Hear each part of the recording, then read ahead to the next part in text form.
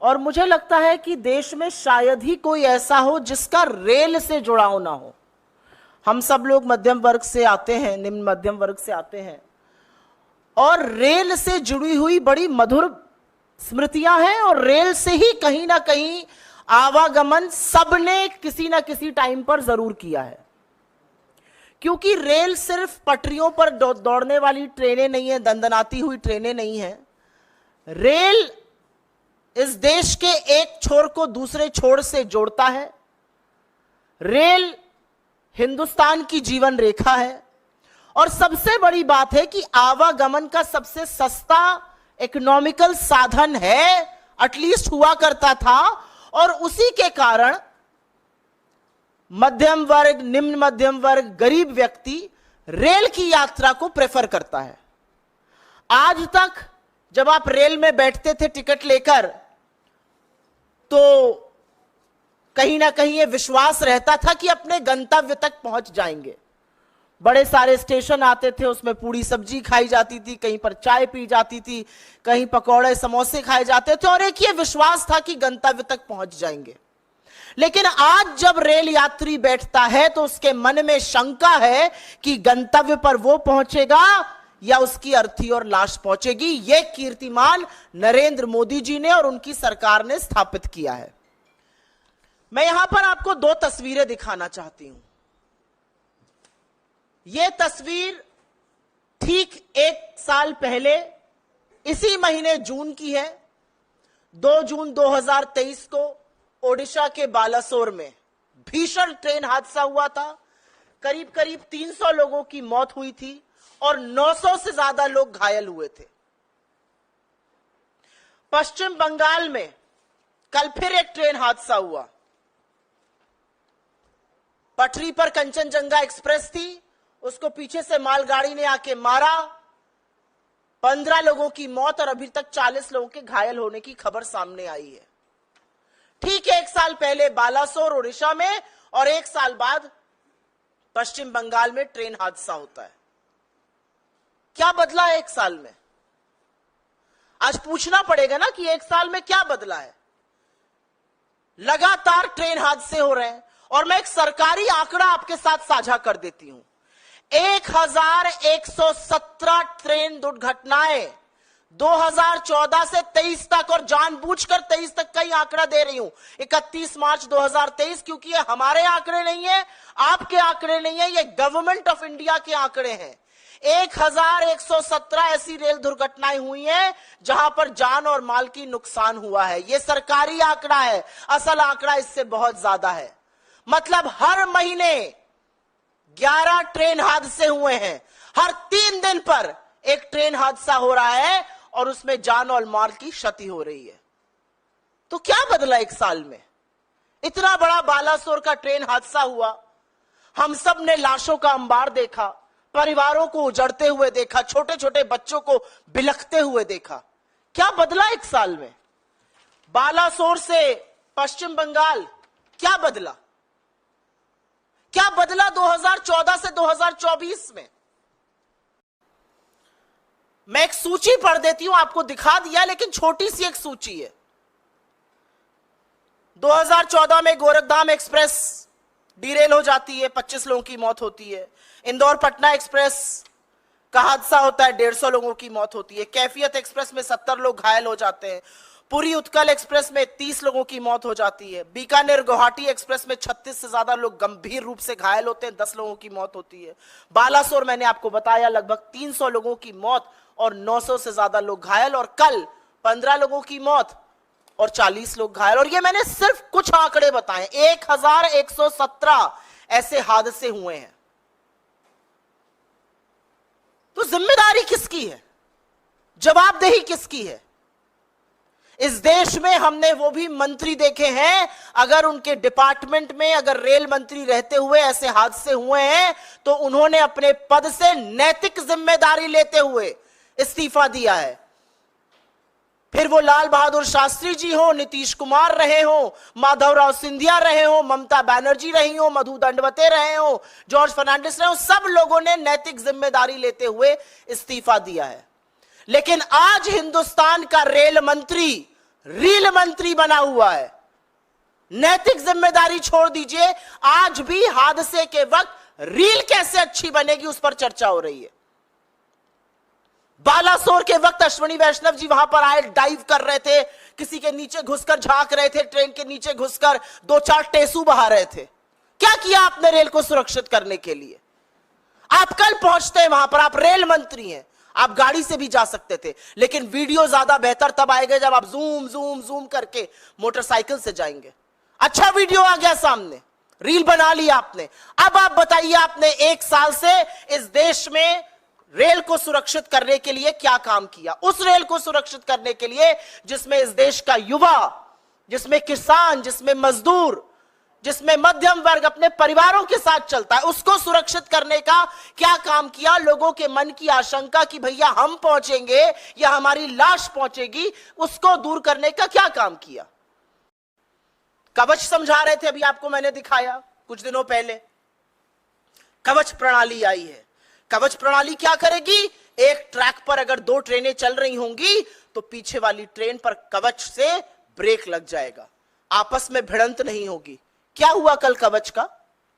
ये क्या झुंझुने पकड़ाए जा रहे हैं देश को? 10 साल से रेल आवागमन का सबसे असुरक्षित साधन बन चुका है।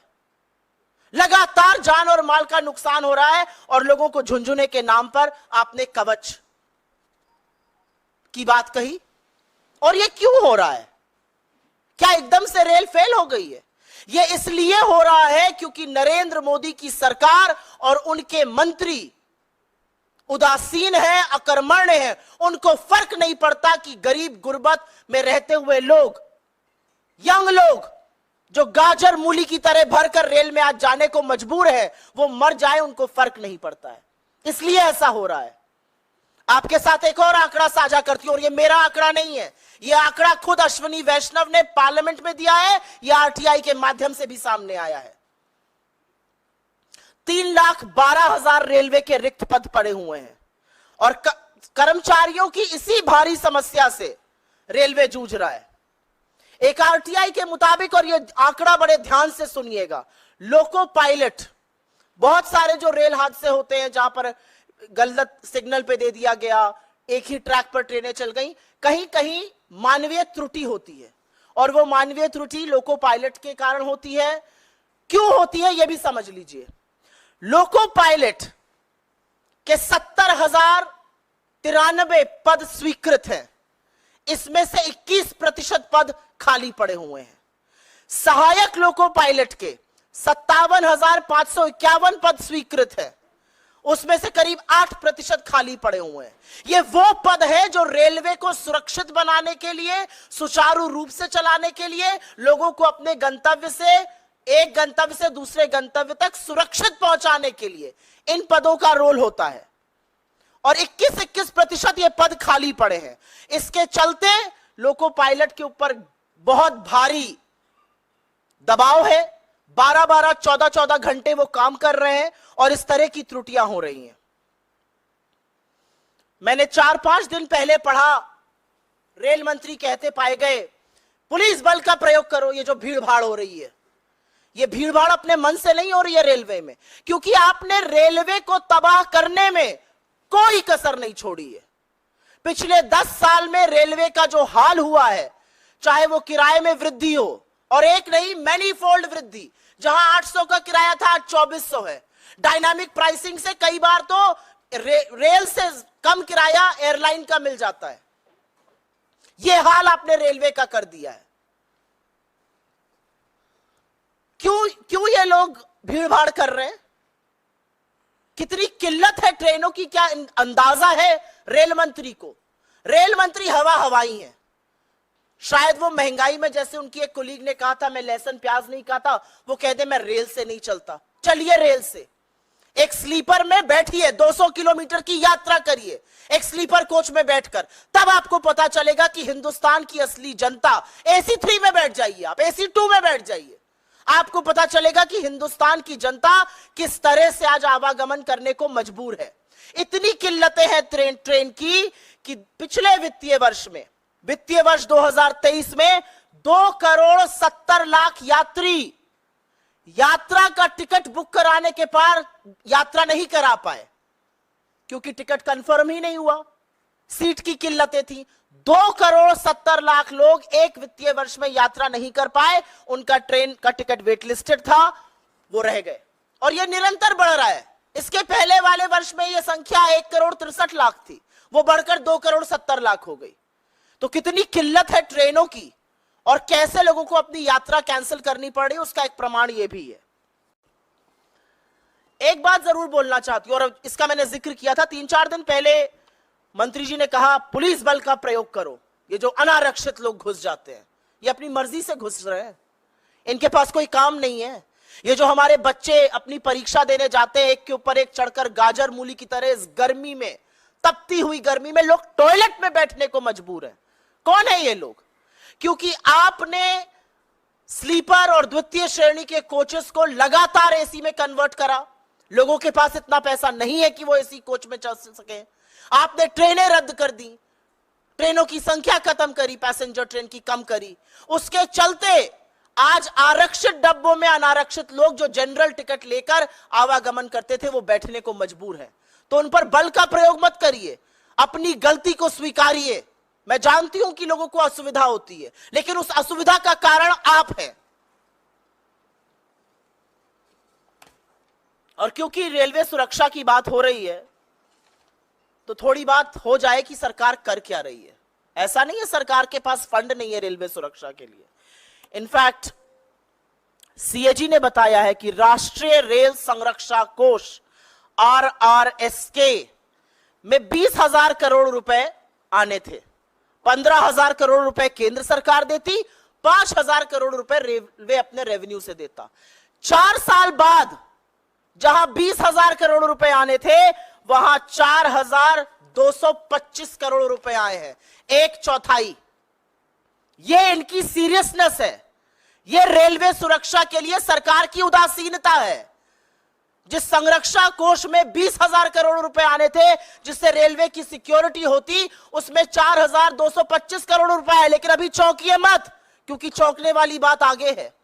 उस पैसे से रेलवे की सुरक्षा नहीं की गई, उस पैसे से फुट मसाजर खरीदा गया, क्रॉकरी खरीदी गई, इलेक्ट्रिकल अप्लायंसेस खरीदे गए, फर्नीचर खरीदे गए, जाड़े में पहनने वाले जैकेट खरीदे गए, कंप्यूटर खरीदे गए, लोगों को बोनस दिया गया, गार्डन बनाए गए उस पैसे से। उस पैसे से रेलवे को, रेल यात्रा को सुरक्षित करना था, उससे क्रॉकरी और फर्नीचर खरीदा जा रहा था। यह हम नहीं कह रहे हैं, यह सीएजी की रिपोर्ट धज्जियां खोल रही है, धज्जियां उड़ा रही है भारतीय रेल और नरेंद्र मोदी की सरकार की, ऐसे मंत्रियों की जिन्होंने शायद रेलवे में कभी सफर ही नहीं किया। अगर सफर करते तो समझते लोगों को क्या झेलना पड़ रहा है। डेप्रिसिएशन रिजर्व फंड होता है एक रेलवे में, उसमें इस चीज का प्रोविजन होता है कि रेलवे की जो पुरानी संपत्ति है उसको रीएनर्जाइजेशन किया जा सके, उसको पुरानी संपत्ति को बदलना था। असलियत यह है कि जहां पर 58,000 करोड़ रुपए खर्चा होने थे वहां पर 600 करोड़ रुपए खर्चा हुए हैं। यह सीरियसनेस है सरकार की। आंकड़े इसलिए दे रही हूं क्योंकि आंकड़ों से कोई नहीं भाग सकता है, और ये सरकारी आंकड़े हैं, सीएजी के आंकड़े हैं, सरकार की पोल खोलते हुए आंकड़े हैं। आंकड़ों से कोई नहीं भाग सकता है। आप टेसू भले बहा लीजिए, आप 4 रील जरूर बना लीजिए, लेकिन आंकड़ों से कहां भागिएगा। सुरक्षा का पैसे से आप क्रॉकरी और फर्नीचर खरीद रहे हैं, डेप्रिसिएशन फंड आप खर्चा ही नहीं कर रहे हैं। रेल जो सबसे भरोसेमंद साधन होता था आज लगातार लेट चल रही है। मुझे याद है एज अ स्टूडेंट मैं लखनऊ से दिल्ली और दिल्ली से लखनऊ बहुत करती थी, और कभी संशय नहीं रहता था। जब शुरू शुरू में नौकरी भी ज्वाइन करी थी तो संडे रात को लखनऊ से बैठो, मंडे सवेरे पहुंचो, तड़ाक से ऑफिस पहुंच जाओ। आज नहीं पता है इस बात का। आज नहीं पता है कि ट्रेन 4 घंटे लेट होगी या 5 घंटे लेट होगी या 9 घंटे होगी या 24 घंटे लेट होगी। असलियत यह है कि पैसेंजर ट्रेनों में से 17% ट्रेनें लेट चल रही हैं। एक वर्किंग मिनट्स होते हैं, 1 crore 10 lakh working minute railway ने बर्बाद किए हैं अपने। ट्रेनों के लेट चलते हुए। क्यों लेट चल रही हैं ट्रेनें? क्या जो ट्रेन से लोग चलते हैं वो काम धंधा नहीं करते हैं? क्या जो ट्रेन से बच्चे परीक्षा देने जाते हैं, जो लोग एक जगह से दूसरी जगह जाते हैं, क्या वो काम धंधा नहीं करते? क्या उनके वक्त की कोई अहमियत नहीं है? क्योंकि सरकार की उदासीनता सबसे ज्यादा भारतीय रेल झेल रही है। असलियत यह है कि रेल को तबाह करने के लिए इस सरकार ने कोई भी कसर नहीं छोड़ी है। हमारे रेल मंत्री को अगर मैं रील मंत्री कहूं तो शायद गलत नहीं होगा। रील बनाने का बड़ा शौक है, वंदे भारत की रील बनाते हैं, बुलेट ट्रेन की रील बनाते हैं, बनाइए। अरे 5 नहीं 50 बुलेट ट्रेन लाइए, लेकिन जो बेसिक रेल यात्रा लोगों के लिए है उसको तो सुरक्षित करिए, उसको तो सुचारू करिए। क्या मिल रहा है आपको रेल को बेचकर, रेल की जमीन पर हड़प कर, रेल को निजीकरण करके? क्या मिल रहा है आपको? लोगों की जेब पर सिर्फ और सिर्फ डाका डाला जा रहा है। बार बार कहा जाता है नैतिक जिम्मेदारी लीजिए और इस्तीफा दीजिए। वो तो होगा नहीं। हम मांग जरूर करेंगे लेकिन वो होगा नहीं। और इसलिए नहीं होगा क्योंकि अगर नैतिकता होती तो ब्रजभूषण शरण सिंह को गोदी में नहीं बिठाए रखते। अगर नैतिकता होती तो अजय मिश्र टेनी को मंत्री बनाकर नहीं रखते। अगर नैतिकता होती तो प्रज्वल रेवन्ना के प्रचार में नहीं जाते। अगर नैतिकता होती तो इतनी निर्णायक नैतिक हार के बाद नरेंद्र मोदी इस देश के प्रधानमंत्री नहीं बनते। So what is happening in this government is essentially flowing from the top.